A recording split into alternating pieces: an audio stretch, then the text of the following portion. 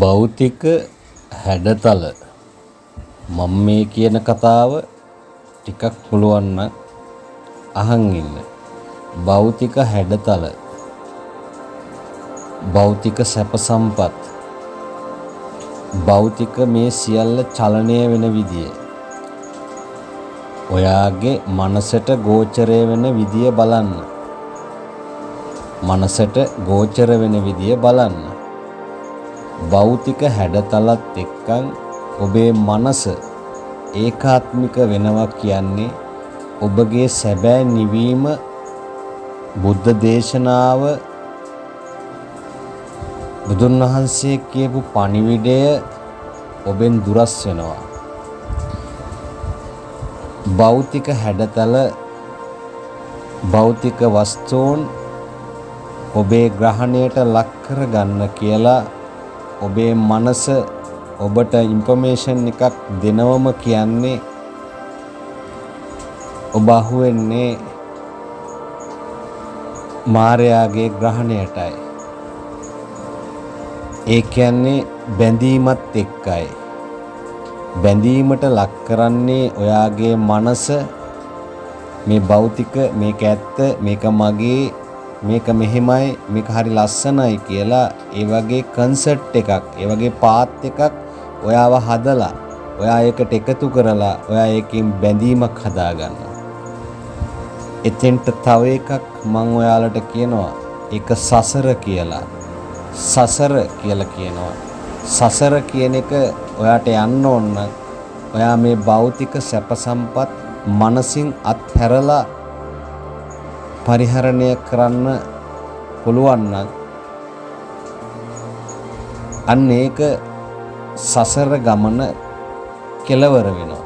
සසර ගමන නිමා වෙනවා. සසර ගමන නිමා වෙලා ඔයා බුද්ධ දේශනාව බුදුන් තමා තුළින් තමා දකින්න හම්බ වෙනවා. ඔබට මනස නිවීම තුළ, මනසේ නිවීම තුළ ඔයා ගන්න අප්ඩේට් එක, ඔයාට ලැබෙන අප්ඩේට් එක තමයි ඔයා බුදුන් දකින්නවා කියලා කියන්නේ. ටිකක් ඒක තේරුම් ගන්න. මේ සියල්ලම ඔයාට තියෙන්නේ බලන්න. ඔයාට තියෙන්නේ අහන්න. ඔයාලට තියෙන්නේ මේව දකින්න. ඔයාලට තියෙන්නේ මේව පරිහරණය කරන්න. හැබැයි ඒවට කිසි වටිනාකමක් දෙන්න එපා. ඒවත් එක්ක කිසිම දෙයකට තමන්ගේ මනස ග්‍රහණයට ලක් කරගන්න යන්න එපා. ඒ සියල්ල එහෙම තියන්න. ඔයාට කන්න ඕන තැන ඔයා කන්න. ඔයාට බොන්න ඕන තැන ඔයා බොන්න. ඔයාට නාන්න ඕන තැන ඔයා නාන්න. ටිකක් මම මේ කියන දේ හිතලා බලන්න. වැරදි විදියට ග්‍රහණයට ලක් කරගන්න යන්න එපා. මම මේ කියන දේශනාව ඔයාට, ඔයාව දැක්කොත්, ඔයාට ආව මුණ ගැහුනොත් මම මේ කියපු කතාව තේරෙයි.